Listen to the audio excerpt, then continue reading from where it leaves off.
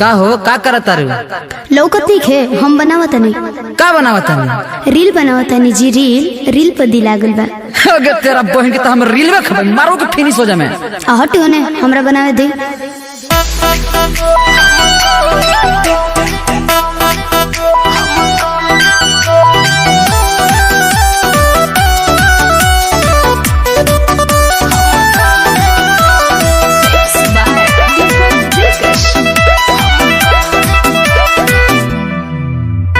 नाचा मतरनिया नचनिया लेखा घरवा में रह अभी कनिया लेखा।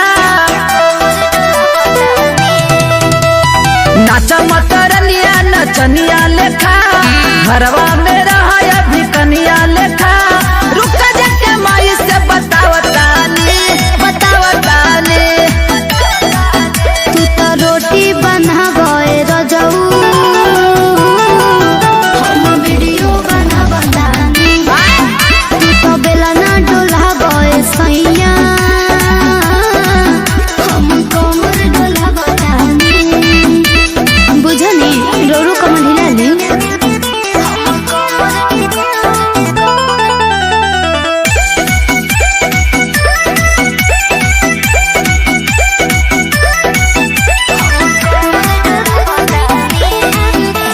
छत पर चढ़ के मौगी करही ना डांस गे।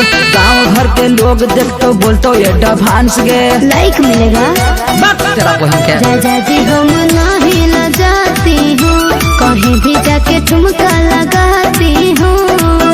नहीं माना रहता लाठी लेके आवतानी। सुना तू तो रोटी बनावे रजऊ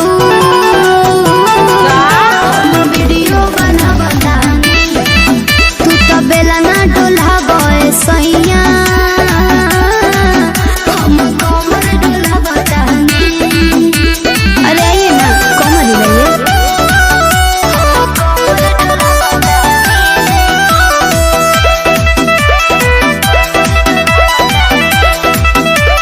रील के नचनिया गे मिल गईले कनिया। दिल डर के रखही ना इज्जत और पनिया। अरे आपका भी पब्लिसिटी बन जाएगा।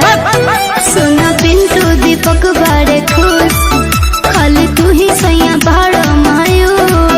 जब हमारा वक्त याद आई तो तोरा नानी ऐसे काम कर रहे हैं। तू तो रोटी बनावे रजऊ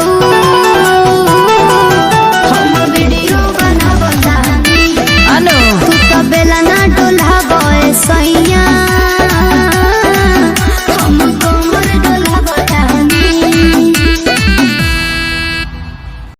नमस्कार भाई लोग, आप लोगों के छोटे भाई शुभम बाबू गोरखपुरी।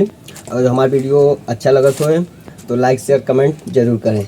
लाइक एंड सब्सक्राइब जरूर करें। नमस्कार।